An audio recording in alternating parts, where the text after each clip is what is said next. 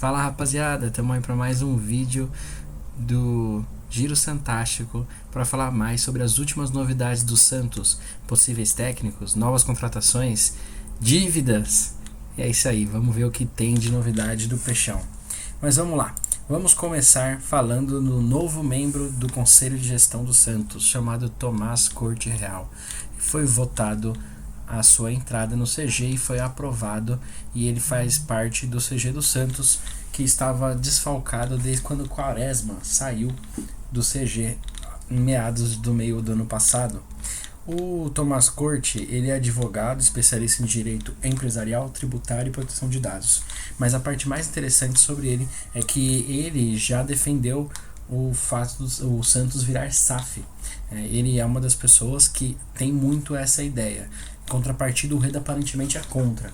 Vamos ver, não sei dizer se seria bom ou não para o Santos se tornar SAF, visto que hoje a gente tem um presidente que já está trabalhando para pagar as dívidas do Santos. Quando eu penso em SAF, a gente pensa, né, tem alguns casos de sucesso no futebol mundial, né, de times que são comprados, têm seus donos, mas quando eu penso no Brasil, eu vejo o Bragantino como um caso muito bom, mas a gente também tem uma contrapartida, o Figueirense, por exemplo, que é um caso horrível, né, de clube empresa. Ficou uns anos na Série A, mas nunca conseguiu de fato fazer algo diferente. Então não sei, fica um pouco assim, mas se isso for um dia acontecer, os sócios aí vão decidir o que pode acontecer com o Santos.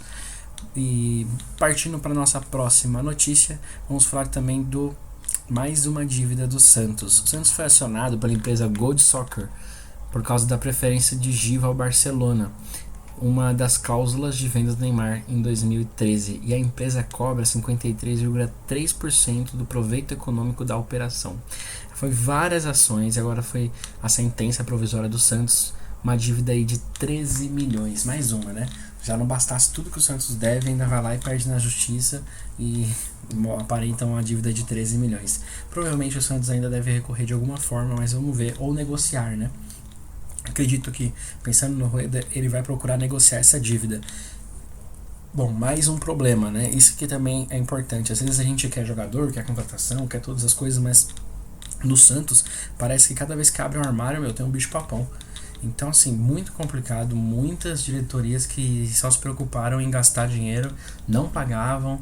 E, assim, eu não quero nem falar do Pérez, que foi um dos últimos casos bem complicados de comprometer a comprar, mas nunca pagar ninguém. Esse daí foi a mais mesmo para a história do Santos. Bom, a nossa terceira do dia é que amanhã tem Santos e Salgueiro pela Copa do Brasil, lá em Pernambuco, certo? Às 7 da noite. Esse jogo, se o Santos ganhar, ele ganha 1.300.000, certo? Por passar de fase. Então é muito importante o Santos ganhar, porque isso faz, pensando que a gente tem mais dívidas, né? Esse dinheiro cai muito bem dentro do Santos. E cada fase que ele ganha, ele já vai ganhar uma porcentagem de dinheiro, assim como também na Sul-Americana.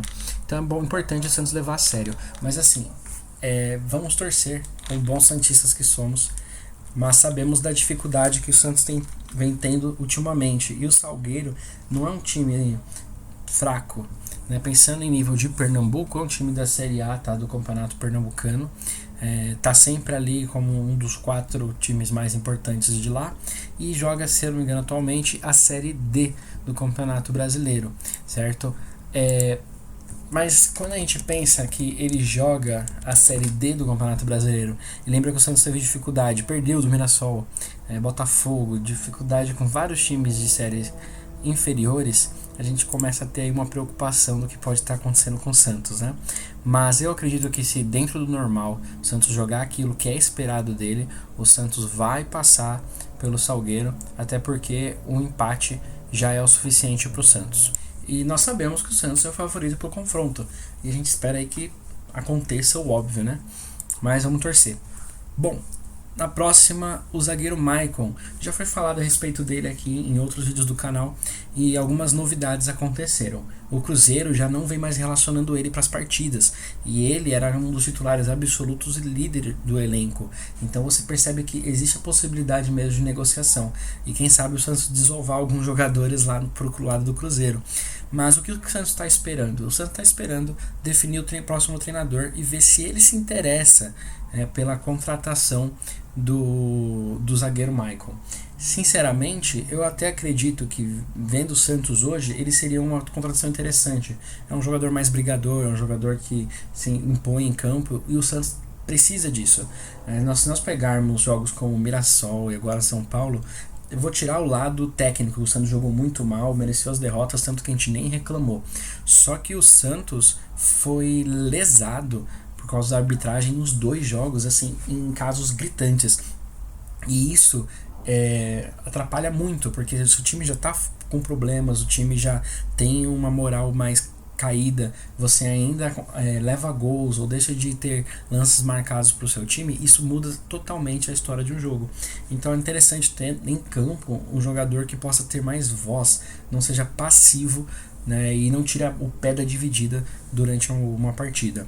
E então, eles estão aí aguardando, né, o próximo técnico que o Santos for contratar para poder estar falando um pouco mais a respeito disso.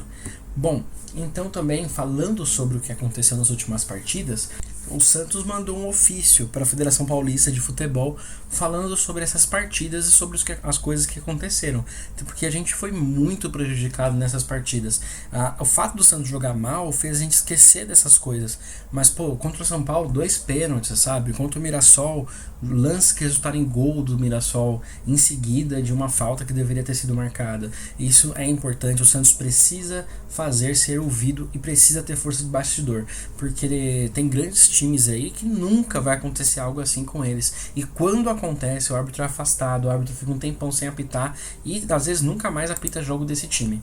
Então o Santos precisa ter ser mais enérgico nas suas reações a essas situações. E por fim, falando dos técnicos, o Santos se resumiu em 2 técnicos. Então vamos lá, o Santos fez 3 entrevistas, certo? 3 entrevistas com 3 treinadores, certo? Que era o Renato Paiva, o outro era o Fabian Bustos e o outro era o Ricardo Soares, tá?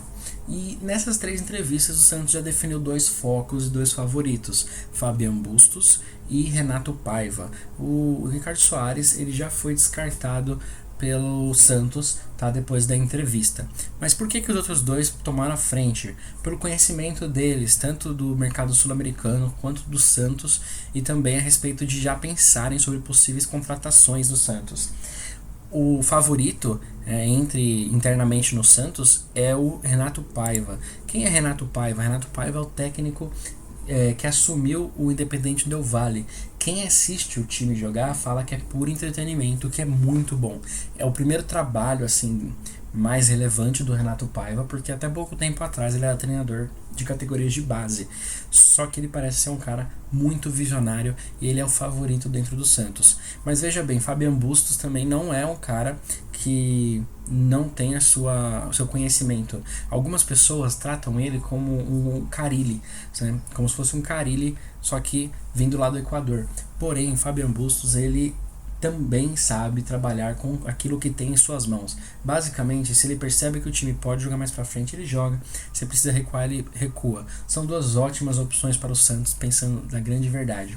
Pra vocês lembrarem um pouco do Fabian Bustos, é só lembrar, na última Libertadores que o Santos jogou, que ele perdeu pro Barcelona de Guayaquil, em casa e fora, e era ele o treinador. E aquele time não era um time retranqueiro.